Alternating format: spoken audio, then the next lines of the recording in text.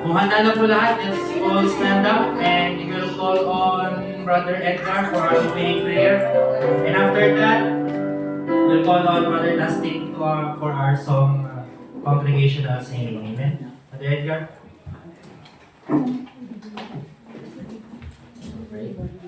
Dear Lord, once again, salamat po muli sa araw na ibigay nyo kami makapakinig ng mensahe ayon sa inyong salita. Ano po ay hinihingi po namin na gawain ko ang mag-preach and same as sa mga makikinig. Diyan po kami ng clarity and understanding. At sa mga paparating po ay keep them safe as well. And in Jesus' name, amen.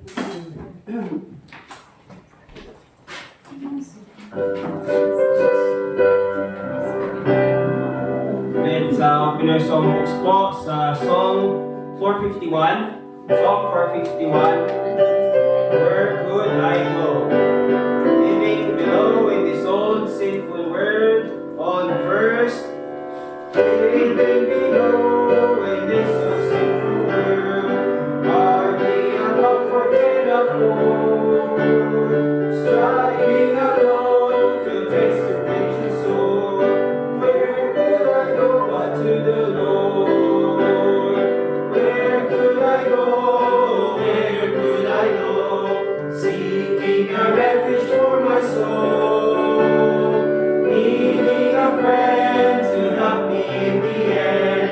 Where could I go but to the Lord? Alam ko medyo bago itong kanta, so ulitin natin sa first verse. Okay po ba? Amen. Okay, first verse. Living below in this old sinful world on the first. Living below in this old sinful world, hardly a unforgettable. Striving alone to face temptation sore. Where could I go but to the Lord? Where could I go? Where could I go? Seeking a refuge for my soul, seeking a friend to help me in the end. Where could I go but to the Lord? Amen. Neighbors are kind, I love them everyone. We get along in sweet accord. But when my soul is manna from above, where could I go but to the Lord? Where could I go? Where could I go? Seeking a refuge for my soul, needing a friend to help me in the end. Where could I go but to the Lord? Life here is bad, with friends are obsolete. Comfort I get from God's own word. Yet when I face the chilling hand of death, where could I go but to the Lord? Where could I go? Where could I go? Seeking a refuge for my soul, needing a friend to help me in the end.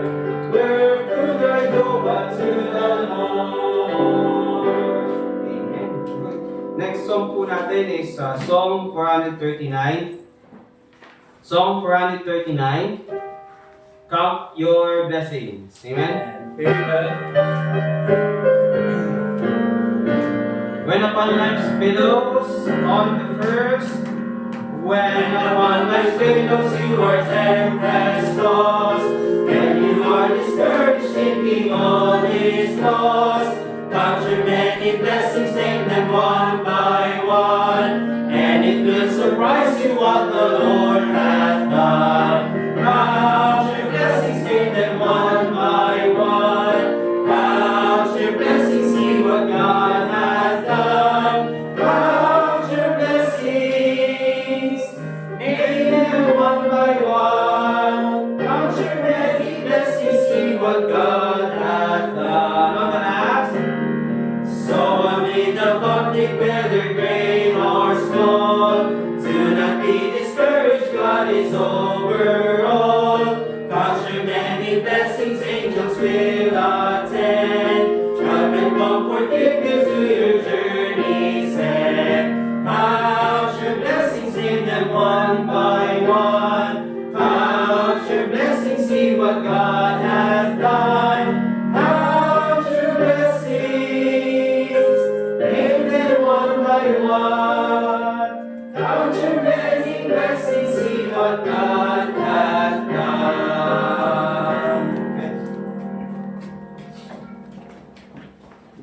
Amen. You may be seated po mga kapatid. Let's open our Bibles po on Matthew. Matthew po. Matthew 8. Matthew chapter 8 verse 23 to 27. Kung maalala niyo po last Sunday, di ba yung main service natin tungkol din dito sa story na to. Pero ang ginamit na verses ni Pastor yung sa Mark chapter 4 verse 37 and mga susunod na verses. Nakita ko po kasi dito sa story na to na we can learn a lot from this story, the basics of the salvation, the basics of our salvation mga kapatid. So basahin po muna natin yung story ulit po dito sa account ni Matthew, sa Matthew chapter 8 verse 23 to 27. Nandun na po ba lahat? Amen. So sabi po dyan mga kapatid, and when he was entered into a ship, his disciples followed him. And behold, there arose a great tempest in the sea, insomuch that the ship was covered with the waves, but he was asleep. And his disciples came to him and awoke him, saying, Lord, save us, we perish. And he saith unto them, Why are ye fearful, O ye of little faith? Then he arose and rebuked the winds and the sea, and there was a great calm. But the men marveled, saying, What manner of man is this, that even the winds and the sea obey him? Let's pray. Panginoon Diyos, takila sa lahat, maraming salamat po, Panginoon, sa iyong salita. Nawa po matutunan po namin muli at maging refreshment sa aming puso at isipan yung patungkol po sa aming kaligtasan. Nang sa gayon, Panginoon, patuloy po kami maging mapagpasalamat sa iyo. Patuloy po namin maalala yung kabutihan mo sa aming buhay, Panginoon Diyos. Panginoon, tulungan mo nga po ang iyong tagapagsalita na ako mamutawi sa aking bibig, Panginoon, yung mga katotohanan na nais mo po matutunan ng Iglesia, Panginoon. Panginoon, tignan niyo po ang pangangailangan ng aming simbahan, Panginoon. Nangangailangan po kami ng iyong katotohanan, Panginoon, sapagkat yung panalangin din po na ang Panginoon sa Kristo na sanctify them with thy truth, Lord God.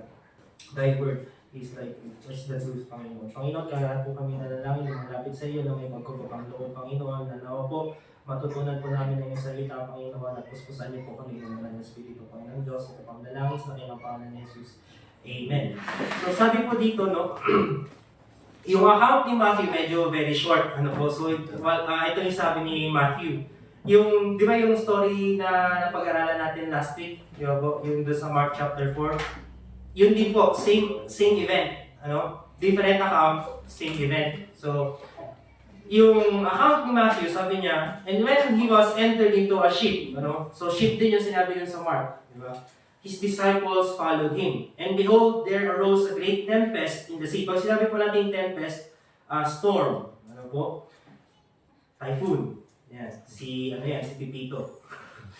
Hindi ko alam kung pinapangalanan na nila yung module noon. Pero, tempest in the sea in so much that the ship was covered with the waves. Diba dun sa Mark, ang account naman doon, na halos lumubog na sila. Diba? But he was asleep. And his disciples came to him and awoke him, saying, Lord, save us, we perish. The title of our Sunday school today is The Stealing of the Tempest. The Stealing of the Tempest. Ang pagpapatigil sa bagyo, mga kapatid.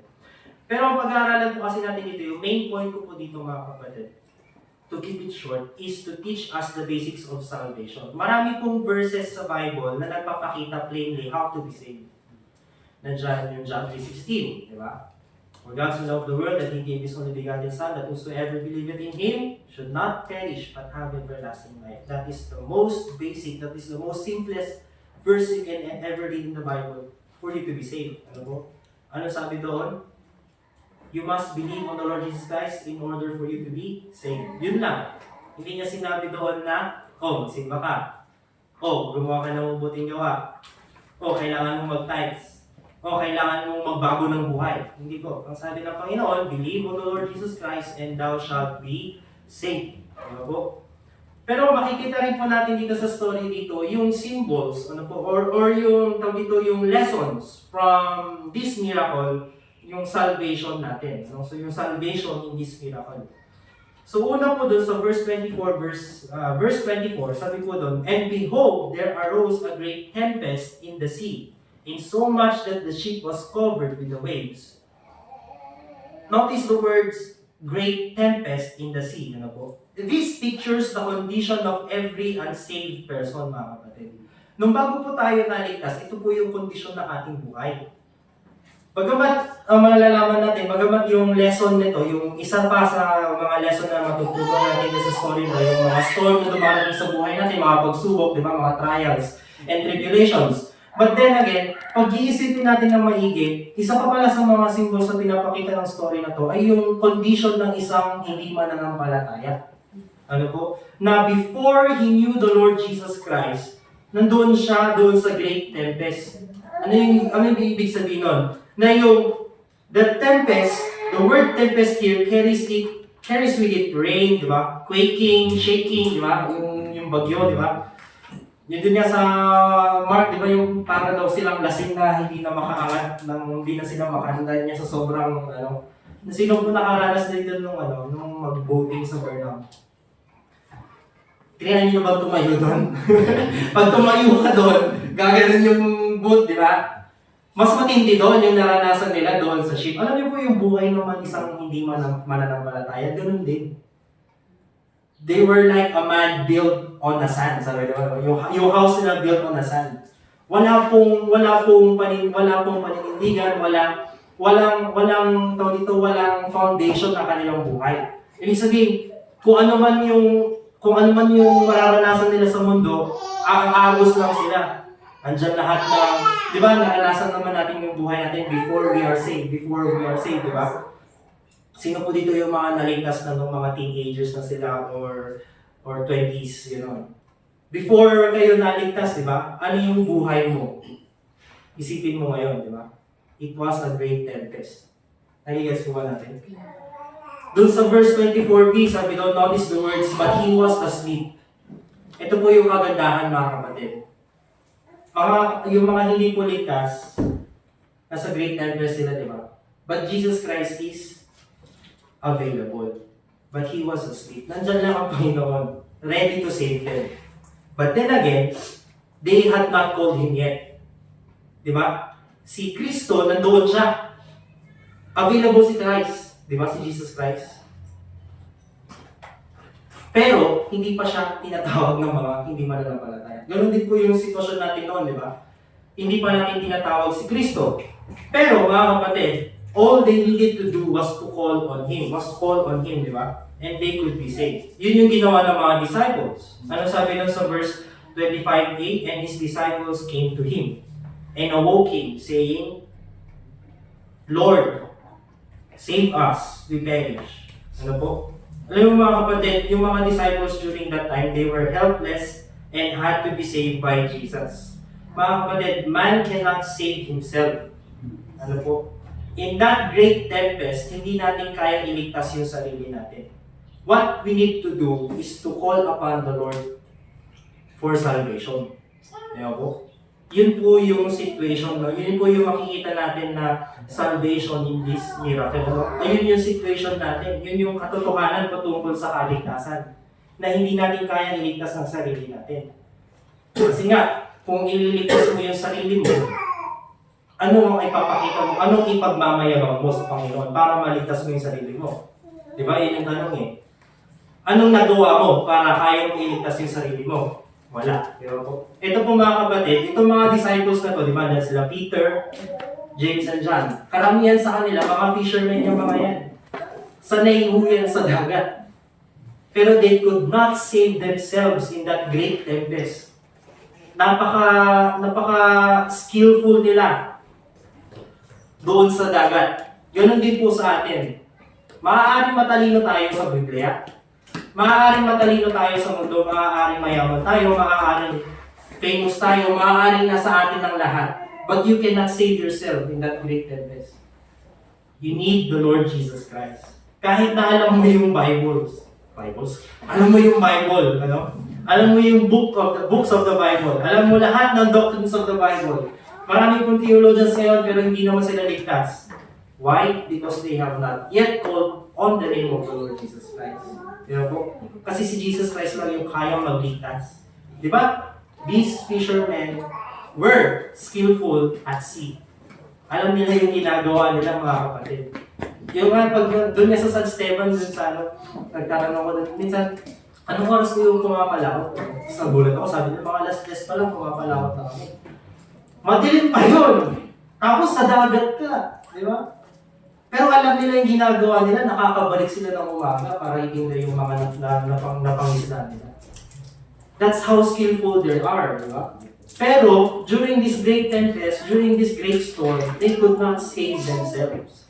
Kaya nga mga kapatid, good works cannot save us, joining the church cannot save us, being knowledgeable in the Bible cannot save you, being famous in the world cannot save you, being wealthy cannot save you. Wealthful, sana sasabihin. Being wealthy cannot save you, di ba? So notice also the verse in verse 25, verse P. Lord, save us, we perish. Nasabi ng mga disipulo, Lord, save us, we perish. Naalala niyo yung Romans 10:13, sabi, for whosoever shall call upon the name of the Lord shall be saved. No one can save you but the Lord Jesus Christ. Ano po? The disciples, dun sa verse 25, verse C, ano po sabi doon? We perish, sabi ng mga disciples. Kung mapapansin niyo po dito, the only alternative apart from trusting Christ for salvation is to perish. Dalawa lang po. In the reality of salvation is this. Dalawa lang. It's either you perish or you turn to Christ for salvation. Wala na pong iba. Right. Hindi mo pa pwede sabihin na hindi ako naniniwala sa Diyos, therefore hindi ako mapupunta ng impyerno. Hindi po. Kahit anong gawin mo, you will perish. Di ba ano sabi dun sa John chapter 3? Puntahan niyo po natin yun sa John. John chapter 3 verse 17 ata yun. Kasunod nung for God so loved the world. Verse 17 sabi, for God sent not His Son into the world to condemn the world, but that the world through Him might be saved. He that believeth on Him is not condemned. Yun yung first. Sabi doon, he that believeth on Him is not condemned. Kapag ikaw ay nagtitiwala kay Panginoon Kristo, hindi ka mapapahamak. Hindi ka napahamak. But he that believeth not is condemned. Ano na word? Already. So if you are not believing on the Lord Jesus Christ, if you do not believe on the Lord Jesus Christ, you are condemned already. Dalawa lang po. The only alternative for salvation is to perish. Ano po? Mapunta ng impyerno. Man cannot save himself. Ngayon, dalawa lang ang choice mo. It's either to trust the Lord Jesus Christ for salvation or you trust yourself. If you trust yourself, you will perish. Ano po? Ikaw po ay mapapahamak. But if you trust the Lord Jesus Christ, ililigtas ka niya. Paano nagligtas ang Panginoon Kristo dito sa story na to?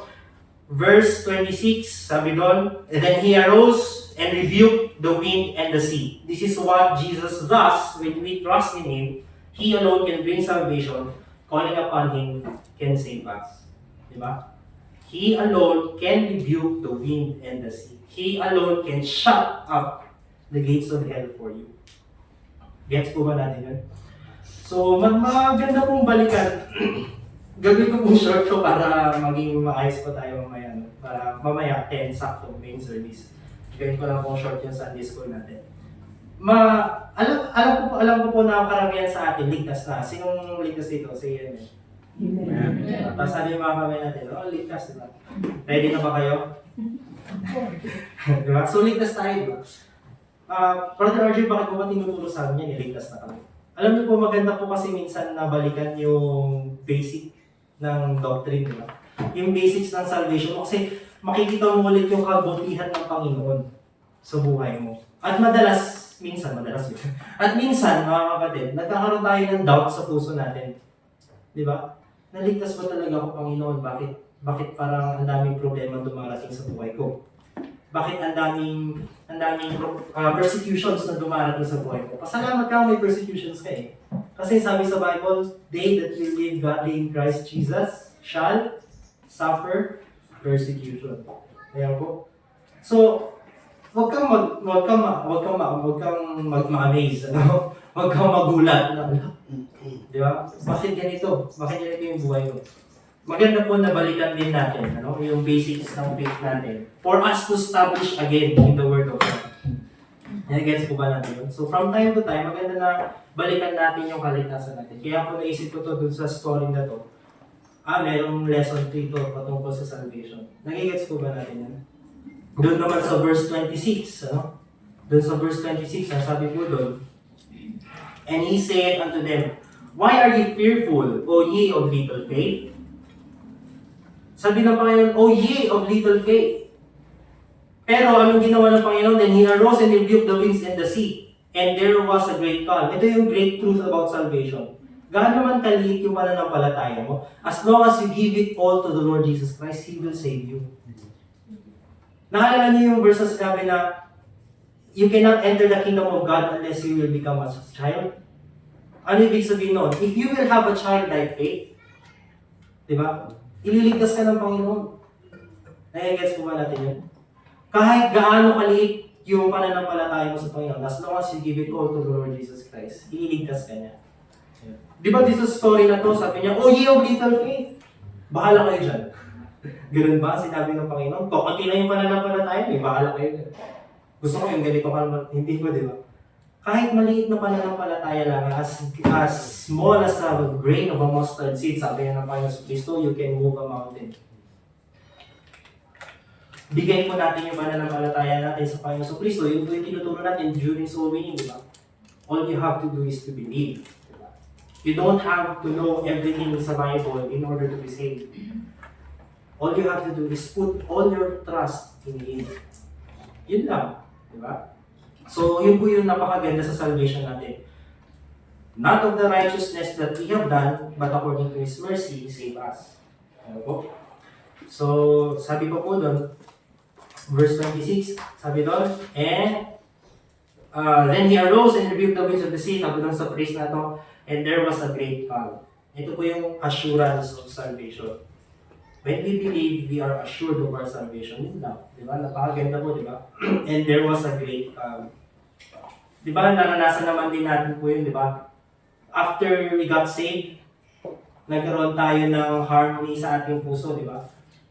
Nagkaroon po tayo ng pag-asa sa puso natin. Nagkaroon po tayo ng peace, kapayapaan sa buhay natin. And I hope, patuloy po yan na nananagana sa ating buhay bilang mga Kristiyano, na yung assurance of salvation ay patuloy na nananagana sa ating buhay. Ano ibig sabihin po nun? Na pag dumarating man yung times na nagda-doubt tayo sa salvation natin, look back to the words of the Lord Jesus Christ. Ano sabi ng Panginoon sa Kristo? He that believeth on me shall have eternal life. Ewan po, nagtiwala naman ako kay Panginoon, ibig sabihin may buhay na wala akong gano'n. Patuloy na naman sa buhay. Ewan po. So, never doubt the words of the Lord Jesus Christ. Ewan po. He does it right, and sweet, calm assurance follows. Nagigets po ba natin yan? Doon naman po sa verse 27. Ito po yung parang, ito yung last verse, sa verse 27. Ito po yung parang application. Kuya RJ, alam na namin na ligtas kami. Alam na namin na may great God. But then again, sabi dito, But the men marveled, saying, What manner of man is this, that even the winds and the sea obey Him? Doon sa Mark chapter 4, makapansin po natin doon, sinabi ni Mark na, And there were little ships following Him, di ba? So by ship na sinakyan si Jesus Christ, tapos may maliliit na boats na sumama, di ba? So parang fleet sila na nag-travel. Ngayon, hindi lang yung mga disipulo yung nakakita ng miracle na to. Ang nakakita din yung mga nakasakay dun sa little boats. Alam po mga kapatid, sa buhay natin, dapat makita rin ng ibang tao kung gaano kabuti ang Panginoong Kristo sa'yo. Nai-gets po ba natin yun? But the men marveled, saying, What manner of man is this, that even the winds and the sea obey Him? In this verse, we find that others see the work of Christ. Dapat sa buhay din po natin, makita yung kaligtasan na natanaw natin sa Panginoong Kristo. Paano yun? Paano kung may papakita sa ibang tao, sa ibang hindi mananampalataya, na niligtas ako ng Panginoong Kristo? By doing good works. Ano po? Yan po yung magiging lesson natin mamaya sa main church. Sa main service. Ano po? So sabi po doon, in other words, they saw the work of Christ. The greatest testimony in the world is for others to see the salvation that Christ has wrought in us. Nai-gets po ba natin yun? Na dapat na tayo, a changed life is the greatest publicity that Jesus has and the greatest testimony of the gospel of grace. So kung mga kapatid, dapat sa buhay natin, makita din ng ibang tao, lalo-lalo na yung mga pamilya natin na hindi pa ligtas, na tayo ay niligtas ng Panginoon Kristo. Di ba, sabi nga ni Paul, di ba, tayo daw, sa ibang tao, baka tayo lang yung living epistle. Nakalimutan kasi yung verse na yun. Pero sinabi di ba ni Paul yun na, sa ibang tao tayo yung living epistle, di ba? Hindi nila nababasa yung Bible, pero sa pamamagitan mo, merong light si Jesus Christ, di ba? Na kapag gumawa ka ng mabuting gawa, makikita rin ng ibang tao. Di ba po? Na mamaya, magtatanong na rin yan, paano maligtas? Di ba po? O ikaw na mismo magtanong. Kaya nga nagsusulwining tayo, di ba? How to be saved. Di ba po? How to be saved? Believe on the Lord Jesus Christ and thou shalt be saved. Nagets po ba natin? So what's the lesson? The lesson is, ipakita natin sa iba yung kaligtasan na meron tayo. Huwag natin itago. Di ba, sabi na po Yesu Kristo, meron bang nasa matinong pag-iisip na yung kandila niya, itatago niya sa busyo? Di ba? Pag tinago mo yung kandila mo sa lalagyan na gano'n, ano mangyayari? Dalawa lang, mamamatay yung kandila o masusunod. Di ba po? Tayo, ano mangyayari kapag tinago natin na Kristiyano tayo? Isipin nyo. Ano kaya mangyayari kapag hindi natin shinare na tayo ay Kristiyano? Madamot ka. Alam mo. So, ayun po. So, mag-break po muna tayo tapos main service tayo mamaya. Let's pray mga kapatid. Panginoon Diyos, dakilang sa lahat, maraming salamat po sa iyong salita. Maraming salamat po sa kaligtasan na aming natanaw. Maraming salamat din po sa biyaya at awa mo, Panginoon, sapagkat sa pamamagitan po ng Panginoon sa Kristo, kami po ay nagkaroon ng kaligtasan ng mga Diyos. Nawa po patuloy po namin i-share yung gospel sa ibang tao, patuloy po namin ipakita sa ibang tao kung gaano pa po kabuti sa aming buhay, Panginoon Diyos. Panginoon Diyos, ito na lang sa ilang pangalan ng Jesus. Amen. Siguro po mga 5 minutes break po. So, gawin na po natin yung mga umihina tayo, mga diba?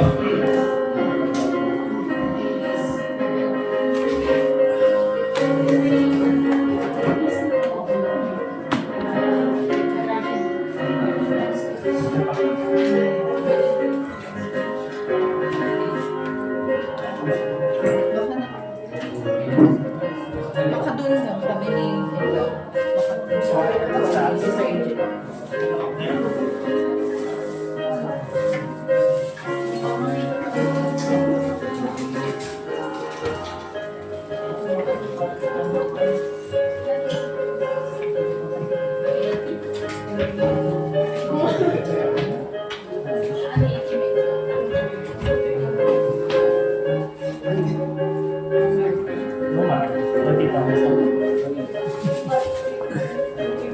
Yung birthday mo.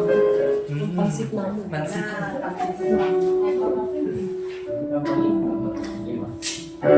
Gusto.